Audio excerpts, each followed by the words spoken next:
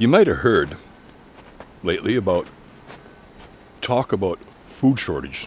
You know, and given the mess that's going on in Eastern Europe right now, yeah, I could see that having an effect, but how so?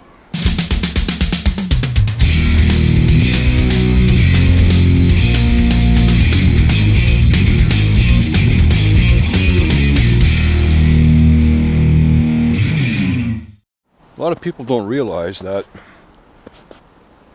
well, they call the Ukraine the breadbasket because 1/4 of the global wheat pool is from the Ukraine. Okay, so 1/4 of the global wheat and grain trade from the Ukraine. Yeah. So they grow a lot of wheat there. Also, apparently that's 1/5 of all the corn grown in the whole world. That's a pretty good chunk of agriculture. So that's why, with the mess going on there, this could cause food shortages. Right? You need wheat to make flour to make your Hot Pockets and Twinkies. So yeah, you can't get those. Oh boy.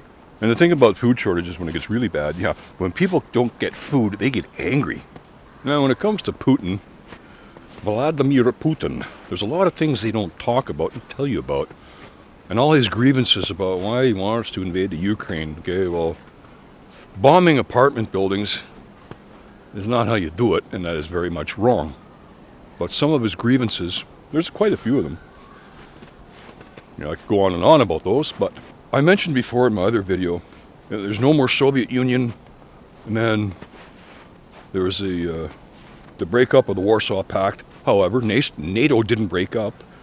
And the US, Britain, and other Western European countries used NATO to further their hegemony and their economic status and everything that was pushing further eastwards, right towards Russia's doorstep through the Ukraine. And Putin didn't like that.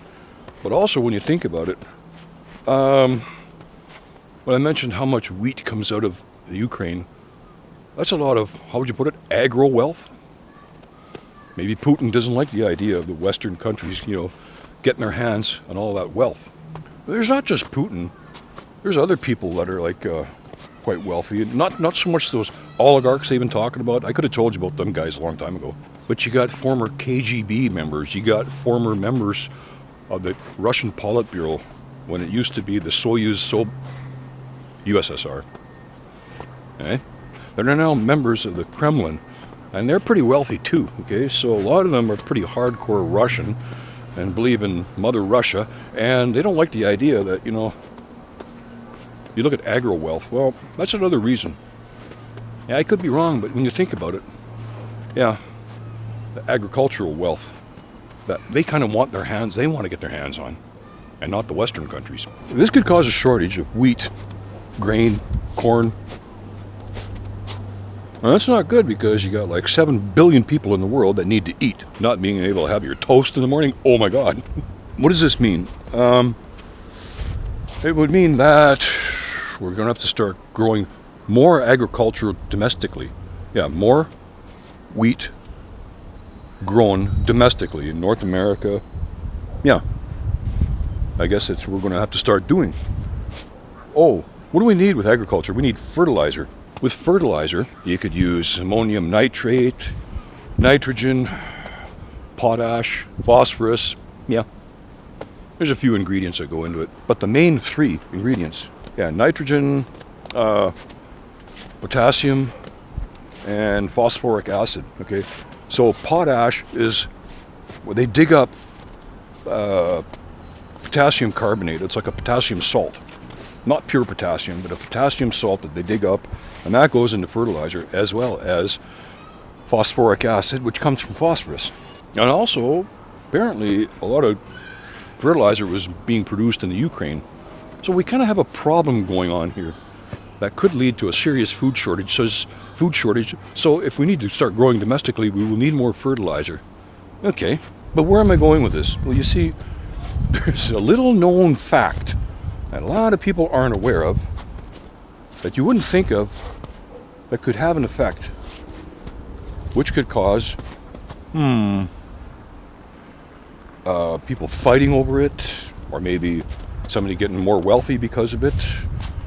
Land disputes, territorial disputes. Okay, so here's one thing that a lot of people don't know. Okay, when it comes to digging up phosphorus or phosphorus deposits, most countries, wherever you go, there's only 2 or 3 or maybe even 4% of the global supply. Each country is only like 2% or as much as 5% of the global supply. But there's one little country that you wouldn't think of that has 70% of the world's phosphorus deposits. Morocco. That's right, little old Morocco. I never thought of that, eh?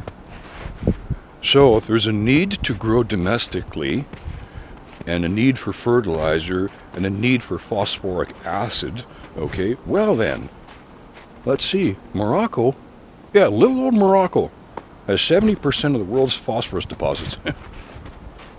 There's already some places in Morocco, I believe, are kind of hotly contested pieces of real estate. So the point being is that in the near future, or not so distant future, I don't know, Morocco just might make the spotlight. Because, you know, this much needed resource might be disputed, fought over. I don't know. You know, something might go down. Just a thought. By using a little known fact about what might happen in the future. So, I don't know. You just never know. Anyways.